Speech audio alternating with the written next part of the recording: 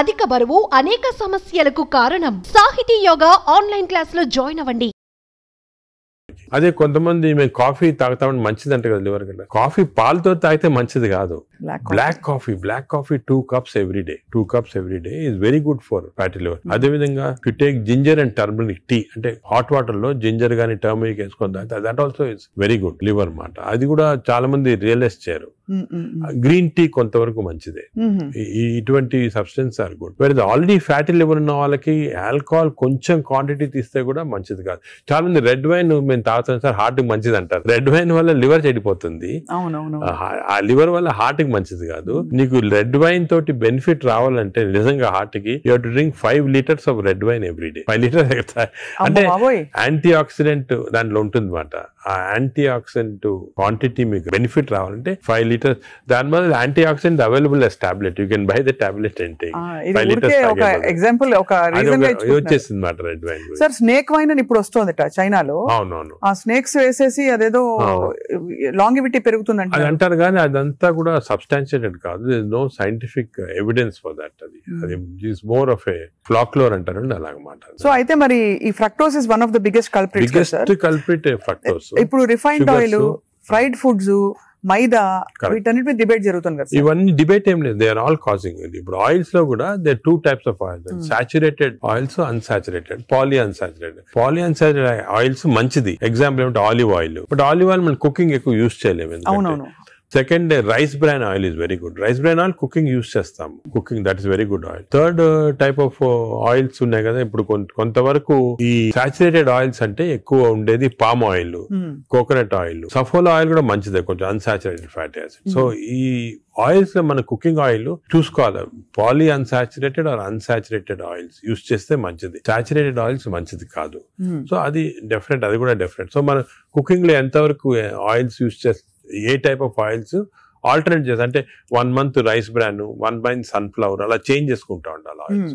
అది చాలా ఇంపార్టెంట్. మీరు చెప్తున్న దాన్ని బట్టి దాదాపు fried foods completely ban. Fried foods definite గా బ్యాన్. ఫ్రైడ్ ఫుడ్స్ లో ఏమంటే ఆయిల్ ఒకటి, ఇంకోటి మనం ఫ్రై చేసినప్పుడు oil becomes hydrogenated. Hydrogenated oil అనేది చాలా డేంజరస్ మన బాడీకి. ఫ్రై చేసినప్పుడు అయిపోతుంది. ఫ్రై చేసినప్పుడు అయిపోతాయి. అయినప్పుడు బాడీకి ఇట్స్ నాట్ ఆల్ గుడ్. ఇంకోటి ఏమంటే సేమ్ ఆయిల్ రిపీట్ చేస్తానే ఉంటారు. ఇప్పుడు బయట రోడ్ లో మిర్చి బజ్జీలు తింటుంటారు. ఆ 1 month సేమ్ ఆయిల్ ఉంటుంది. That oil is totally dangerous. బాడీకి డైరెక్ట్ గా వెళ్ళిపోతుంది ఫ్యాట్ కి. Air fryer sir, air fryer is better అంటారా? ఎయిర్ ఫ్రైయర్ డెఫినెట్ గా. ఇప్పుడు want to eat fried food, air fryer is better. అది ఎయిర్ ఫ్రైయర్ లో కూడా స్మోక్డ్ ఇది వస్తుంది అనమాట. అది దట్ ఈస్ డెఫినెట్లీ బెటర్. అదే విధంగా యూజింగ్ ప్లాస్టిక్స్ కూడా, ఎస్పెషల్లీ హీట్ చేయడానికి మైక్రోవేవ్ లో కూడా ఒక ప్లాస్టిక్స్ యూజ్ చేస్తారు. అది కూడా మంచిది కాదు. ఈ ప్లాస్టిక్స్ మైక్రో ప్లాస్టిక్స్ అవుతాయి అన్నమాట. మనం తిన్నప్పుడు మనకి తెలియదు. ఈ మైక్రో ప్లాస్టిక్స్ బాడీకి వెళ్ళిపోయి that also causes fatty liver. అవునా సార్? మైక్రో ప్లాస్టిక్స్ వల్ల కూడా మంచిది. సో ఎస్పెషల్లీ మీరు ఈ ఫుడ్ బయట నుంచి ఆర్డర్ చేస్తారు, ప్లాస్టిక్ దాంట్లో వస్తుంది, దాన్ని ఓవెన్ లో పెడతారు, తింటారు. That causes micro plastics and causes that is something nobody. నువ్వు క్యాన్సర్ గురించి అనుకుంటాం కానీ ఫ్యాటీ లివర్ వస్తుందని ఎవరికి తెలియదు. That is also very problem.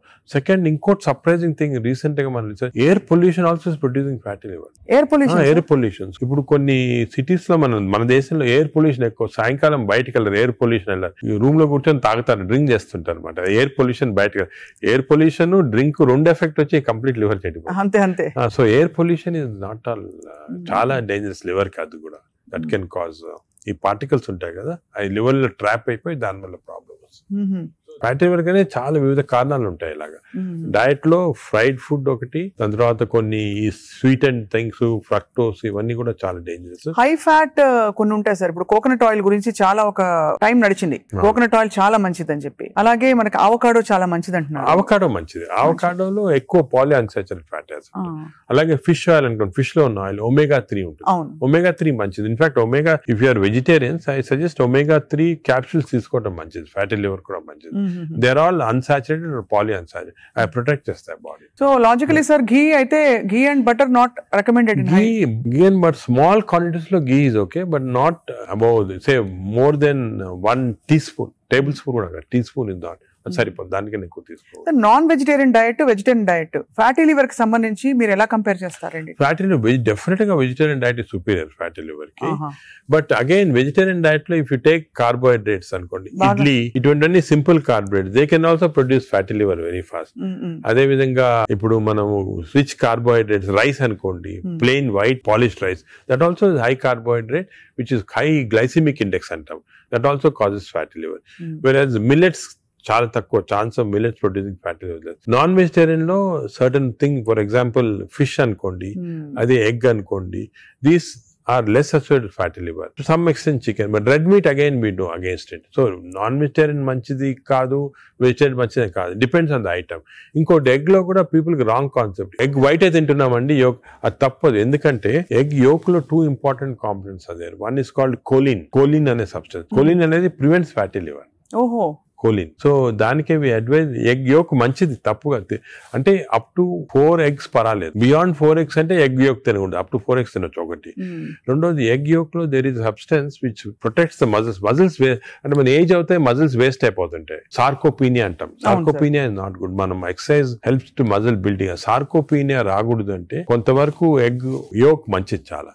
So నేను అడ్వైజ్, ఇంకో ఇంపార్టెంట్ అడ్వైజ్ పీపుల్ కి ఏమంటే కైండ్లీ ఓన్లీ ఎగ్ వైట్ అని కాదు, ఎగ్ యోక్ కూడా కనీసం if you're eating 2 eggs, 1 egg with egg yolk తినండి, 1 egg వితౌట్ ఎగ్ యోక్ తినండి. చాలా ఇంపార్టెంట్. ఒక యావరేజ్ 70 కిలోల వ్యక్తి రోజుకి 70 గ్రాముల ప్రోటీన్ తినాలి. కరెక్ట్. అంటే మనకి దాదాపు 1 డజన్ ఎగ్స్ పర్ డే. అంటే ప్యూర్ గా ఎగ్స్ మాత్రం. అంటే ఎగ్ తోటి యూ గెట్ 10 grams అనుకోండి ఒక ఎగ్ తోటి ప్రోటీన్. సో 2 eggs తింటే 20 grams. 20 grams ఎగ్ ప్రోటీన్ ఇది ఓకే. అదే విధంగా దాల్, లెంటిల్స్, స్ప్రౌట్స్, ఇవన్నీ కూడా, బీన్స్, ఇవన్నీ కూడా ప్రోటీన్స్ వస్తాయి వెజిటేరియన్. నాన్ వెజిటేరియన్ లో యావరేజ్ ఒక ఫిష్ అనుకోండి, ఒక పీస్ ఆఫ్ ఫిష్ కానీ ఒక చికెన్ అనుకోండి, దాంట్లో నుంచి వస్తాయి అన్నమాట. యోగర్ట్ కూడా చాలా మంచిది. పాలు మంచిది కాదు, యోగర్ట్ మంచిది.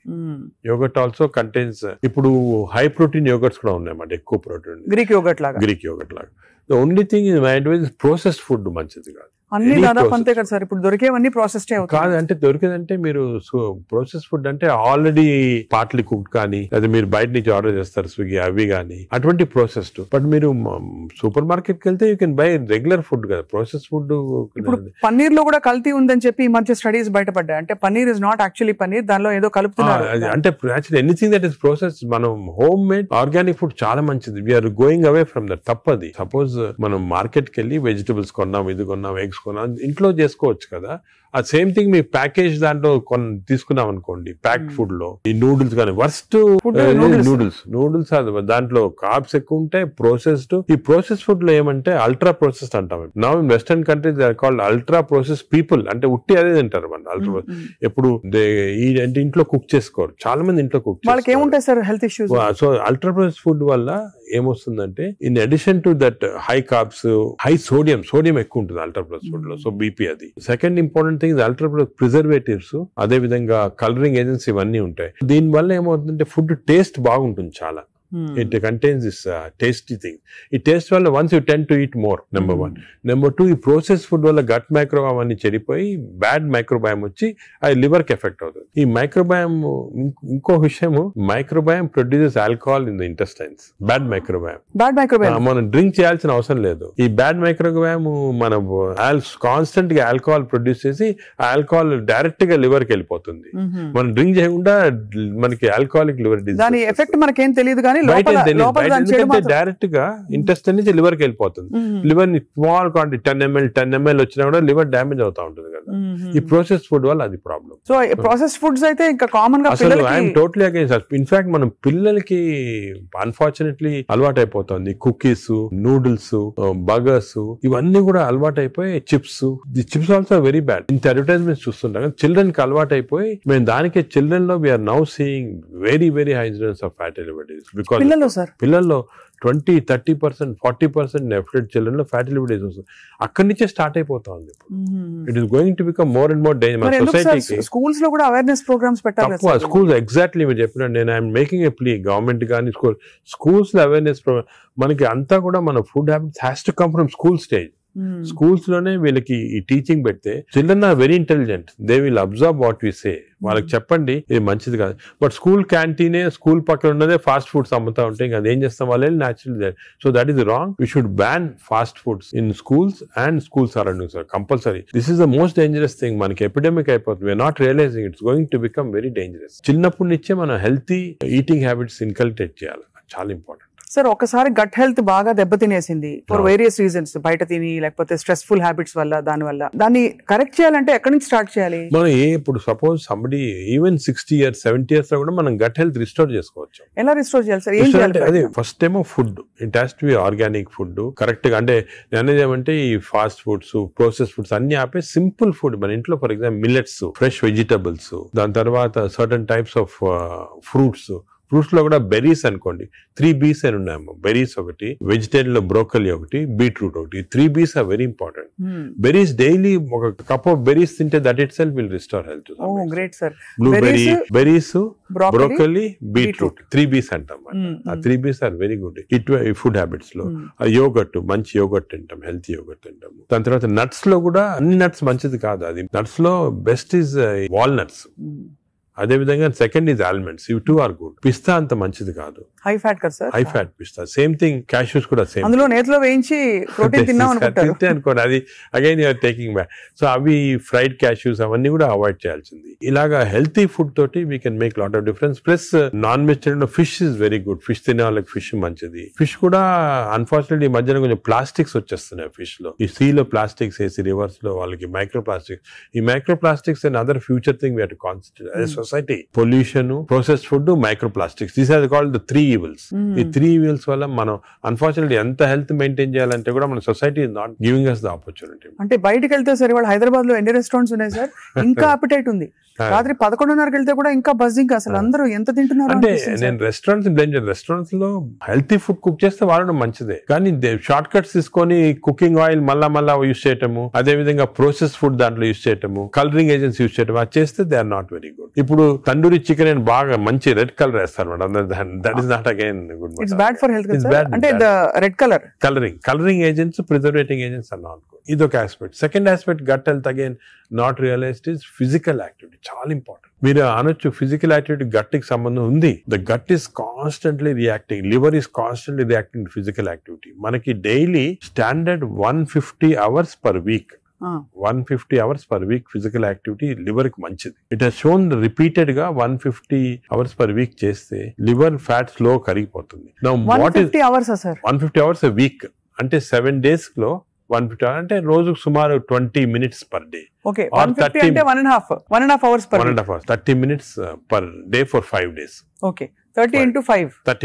150 minutes అయితే 150 minutes per week కి సరిపోతుంది. అండ్ డైలీ చేయకపోవచ్చు, కొంతమంది వీక్ లో 2 సార్లు 3 సార్లు అలా చేయగలుగుతారు. టోటల్ క్వాంటిటీ ఇంత ఉండాలి 150 hours. ఇది మోడరేట్ ఎక్సర్సైజ్. అగైన్ చాలా మంది మేము ఎక్సర్సైజ్ అంటాం, ఇంట్లో తిరుగుతుంటాం, రోజంతా ఇంట్లో తిరుగుతుంటాం, ఇక్కడక్కడ పనులు చేసుకుంటా ఉంటాం, లేకపోతే మా ఆఫీస్ లో. అది కూడా that is not correct. Exercise అంటే మనం కరెక్ట్ గా ½ an hour you have to do moderate exercise. Moderate అంటే ఏమి? వాకింగ్ కానీ రన్నింగ్ ఏదన్నా. మోడరేట్ అంటే మనం ఎక్సర్సైజ్ చేసినప్పుడు మాట్లాడగలుగుతాం కానీ వీ కెనాట్ సింగ్. అవును, పాట పాడలేము, మాట్లాడగలుగుతాం. That is moderate exercise. అంటే we can carry on a conversation with somebody. ఆయాసపడుతూ కొంచెం క్యారీ చేయొచ్చు. మనం బాగా విగ్రెస్ అయితే మాట్లాడలేము, that is vigorous exercise. But మన if you're able to sing in doing exercise, that means it's not moderate. So మనం ఈజీగా టెస్ట్ చేసుకోవచ్చు. ఒకరొకరిలో వేరేగా ఉంటుంది. జనరల్ గా heart rate we say get to 50 to 70% అంటాం. అంటే 150 హార్ట్ బీట్ లాగా తెచ్చుకోవాలి. ఎందుకంటే మోడరేట్ ఎక్సర్సైజ్ చేసినప్పుడు మన హార్ట్ ఇంక్రీజ్ అయ్యే రేటు, సర్క్యులేషన్ ఇంక్రీజ్ అవుతుంది, లివర్ లో ఉన్న టాక్సిన్స్ అన్ని బయటకు వస్తాయి, బ్రెయిన్ సర్క్యులేషన్ ఇంప్రూవ్ అవుతుంది, హార్ట్ లో collateral. That's why we're emphasising on this moderate exercise. ఏదో క్యాజువల్ గా పొద్దున ఒక 5 మంది ఫ్రెండ్స్ ఒక గంట సేపు నడిచామని ఒక 2 kilometers నడిస్తే దట్స్ నాట్ మోడరేట్ ఎక్సర్సైజ్. అది రెగ్యులర్ గా కన్సిస్టెంట్ గా చేయాలి. బాడీ కన్సిస్టెంట్ గా moderate exercise. Clear definition moderate అనేది. Moderate exercise 150 hours a week చేస్తే డెఫినెట్ గా we prolong life by 5-6 years. In fact every 5 minutes of exercise కి you prolonging life by 7 minutes. 5 minutes చేస్తే 7 minutes prolong చేస్తాం life. Sir, ఈ context లో మీరు ఇంతమంది స్టార్స్ ని ట్రీట్ చేశారు. AIG లో చాలా మంది top most stars of the country ఇక్కడికి వచ్చారంటే మీ దగ్గరికి వస్తారు. దీనికోసం కూడా వచ్చిన వాళ్ళు ఉన్నారు. వాళ్ళలో మీరు నోటీస్ చేసిన హెల్దీ హ్యాబిట్స్ ఏంటి సార్? అమితాబ్ బచ్చన్ గారు చాలా మంది వచ్చారు కదా సార్. చాలా నేను నోటీస్ చేసానంటే ఒకటి ఓల్డ్ స్టార్స్, కొత్త స్టార్స్, వాళ్ళు కూడా ఓల్డ్ స్టార్స్ కూడా చాలా మందిని ఐ టు ట్రీట్ అండ్ ఇప్పుడు కూడా కొంతమంది వస్తుంటారు. Old stars, new stars difference ఏమంటే ఈ కొత్త generation they are very health conscious. కొంతవరకు ఓవర్ హెల్త్ కాన్షియస్ అనొచ్చు. చాలా మంది కొత్త జనరేషన్ అంటే మన రామ్ చరణ్ ఆ గ్రూప్ లో they are very health conscious. బాగా ఎక్సర్సైజ్ చేస్తున్నారు, డైట్ బాగా మెయింటైన్ చేస్తున్నారు, వాళ్ళకి హెల్త్ అడ్వైజర్స్ ఉన్నారు. కొన్నిసార్లు కొంతమంది ఓవర్ వెళ్ళిపోతారు, అంటే మరి టూ మచ్ ఆఫ్ ఎక్కువ ప్రోటీన్ కూడా మంచిది కాదు. నార్మల్ గా 1 gram per kg body weight అంటాము. కొంతమంది 2-3 grams. Now there is a fashion 3 grams per kg body. అది మంచిది కాదు. కిడ్నీ పైన ఎఫెక్ట్ జనరల్ గా మంచిది కాదు. కరెక్ట్ ప్రోటీన్ తీసుకోవాలా. ఈ కొత్త స్టార్స్ ఏమైనా they are going very balanced. వాళ్ళ ఎక్సర్సైజ్ ప్యాటర్న్ గానీ, డయట్ గానీ, అంటే they are conscious that there should look good for people to see them అని చాలా బాగా చేస్తారు. In fact they are the healthiest people. They are very restricted in their alcohol intake గానీ, దాంట్లో కూడా చాలా రిస్ట్రిక్టెడ్ గా చాలా కేర్ఫుల్ గా వెళ్తున్నారు. పూర్వకాలం అంత ఉండేది కాదు, కొంతమంది ఎక్స్ట్రీమ్స్ కి వెళ్ళిపోయేవాళ్ళు ఇందులో, అండ్ వాళ్ళు పెద్ద ఎక్సర్సైజ్ అది ఉండేది కాదంతా. బట్ ఇప్పుడైతే డెఫినెట్ చేంజ్ ఉంది. The present generation of stars are very health conscious. They are maintaining, almost అందరూ అదే అనుకోవచ్చు, దే ఆర్ మెయింటైనింగ్. అది లేకపోతే they won't stay long in the industry.